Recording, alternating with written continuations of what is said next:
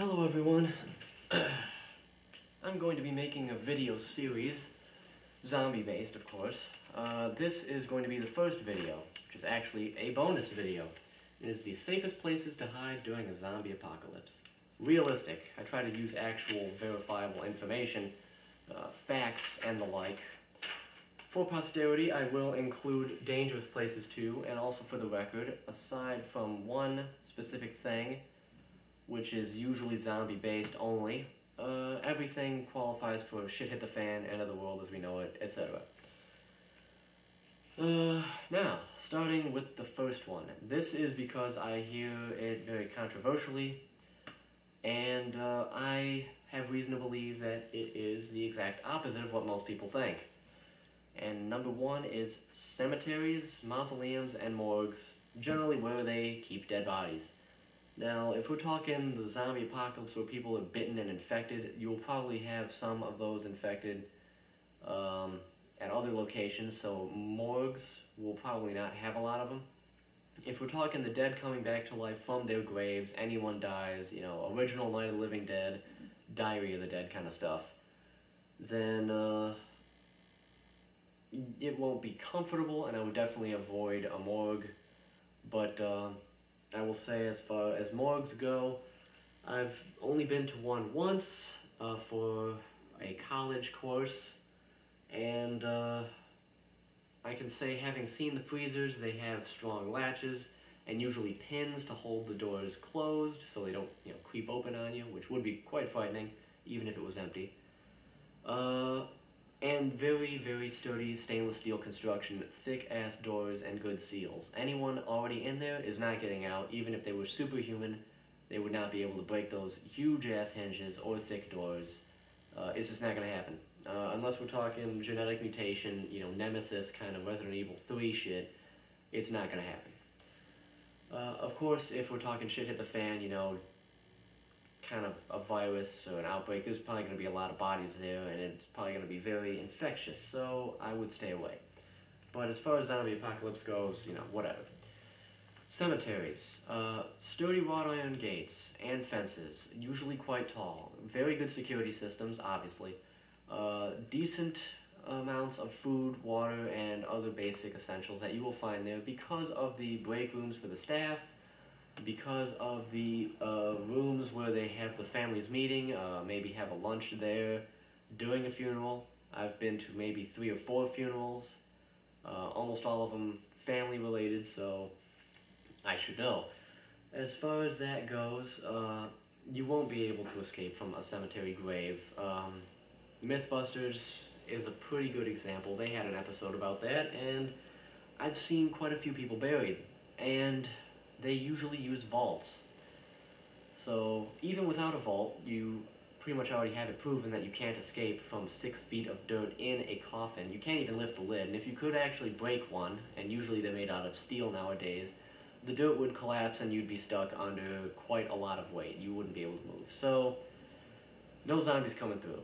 And with graves that have vaults, most of them make you get a vault anyway, just for 2 reasons. One, they don't want grave robbers to get in, and 2, they don't want the place to look nasty with all these dips from all these graves.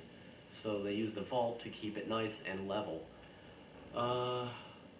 That means that you'd have to escape the coffin, about a foot of concrete vault lid, and then 6 feet of dirt on top of that.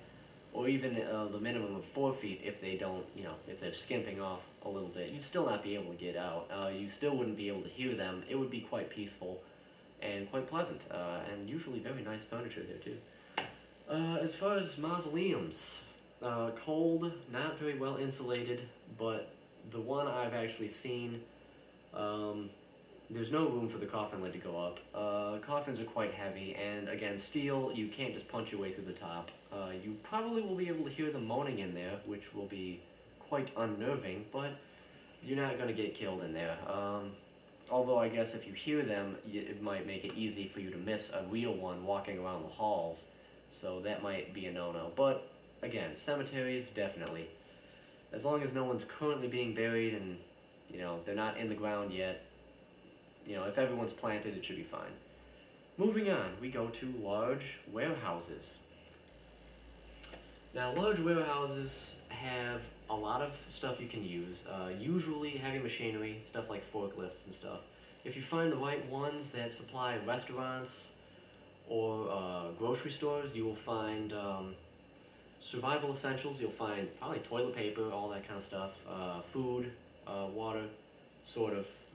They usually have a break room and a security room, which means you will probably find at least a generic toilet and sink. You could probably use a cot or something that they might have there. They will have a security system and usually have fences. Even the ones that don't will still have just enough of the right stuff. And you might be able to find a vehicle to escape. Barricade yourself in nice and tight. 3. Partially, this is one of my friend's ideas, but marinas and shipyards.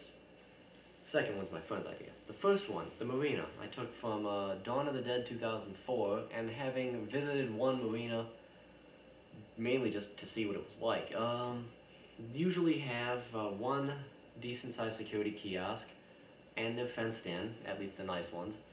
Not a lot of people hanging out there on a bad day. During a disaster, most people won't go there if they don't have a yacht or a sailboat. Anything with a toilet and a cot and a mini fridge is probably going to be taken by its owner and used for escape. But a lot of people won't make it.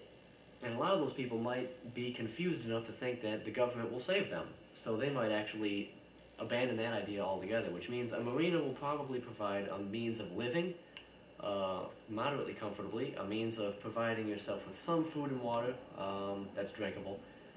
Definitely a means of escape. You might find at least one good boat, and even if it's a rowboat, I mean, zombies aren't going to swim. They might float around a little bit, I think that's about it. And at the very least, you can barricade it off and be guaranteed most people won't be looking there. As for the shipyards, a lot of crews on big ships will be gone. They will not be sticking around. But my friend's idea was you could either do one of two things. I like the second one better. One, you take the ship, man it with a crew, and then, sail around the coastline. Kind of fanciful, a little far-fetched. Would be very hard to do if you're not already trained on how to do it.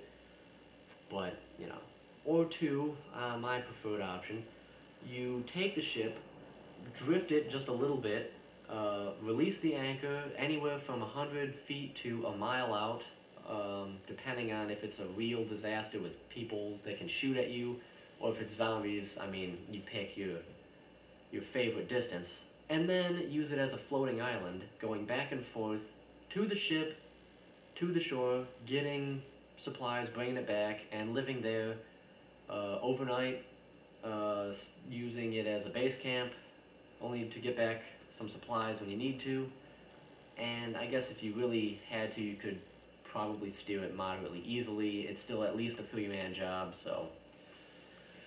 But it's something. It's a thought. You can always try it. 4, unused schools.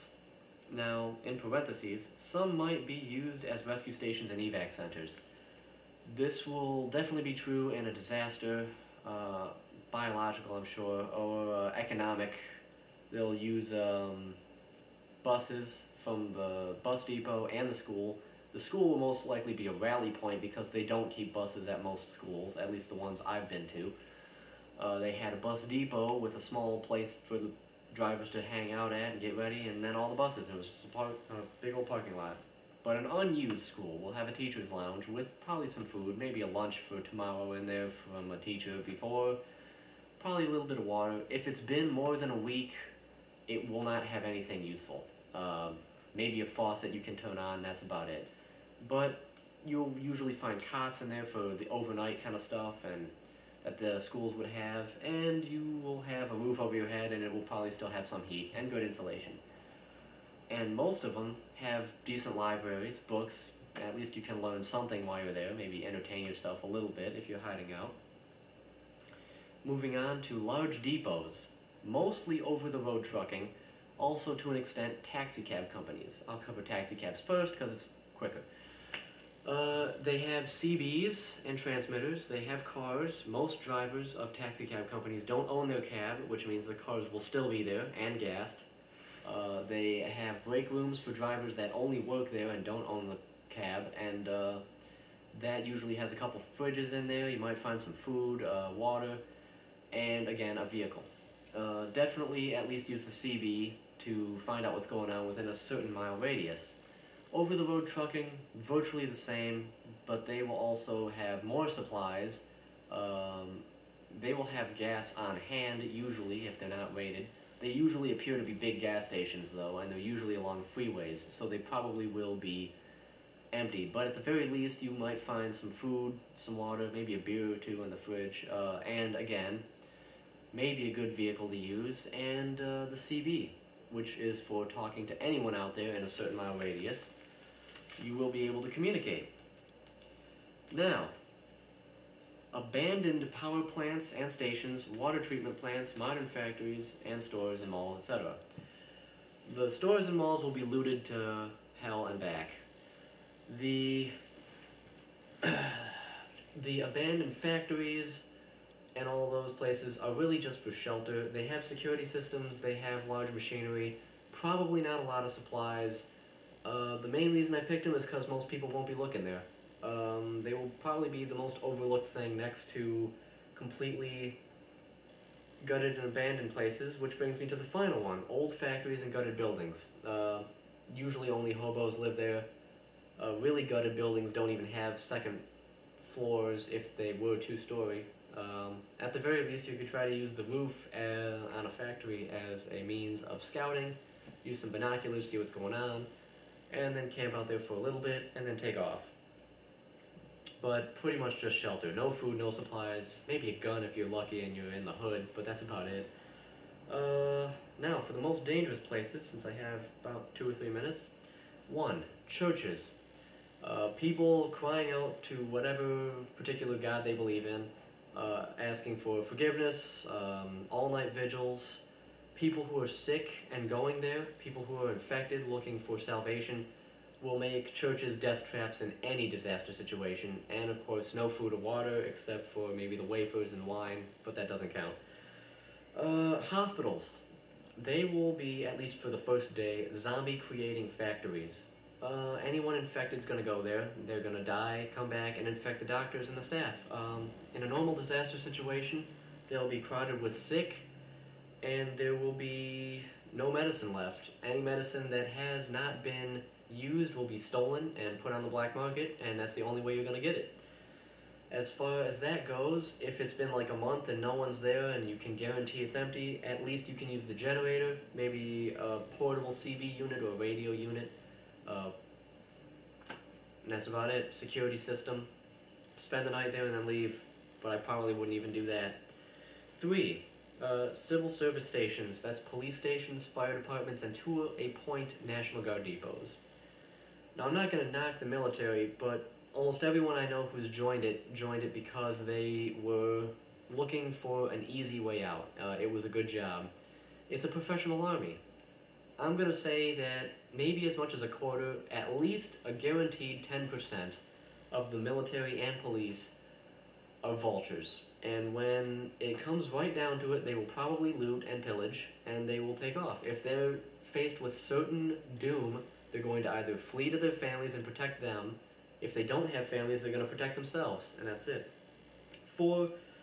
FEMA, CDC, and government camps, death traps, guaranteed. Infected everywhere, no food, no water, no medicine, stay away. And big box stores and gun shops, constantly raided. People will probably be desperate, going there a week to a month later and looking for shit. I would stay away unless you can guarantee it's empty and then it's just a shelter, but that is very, very dangerous. Finally, military bases and depots.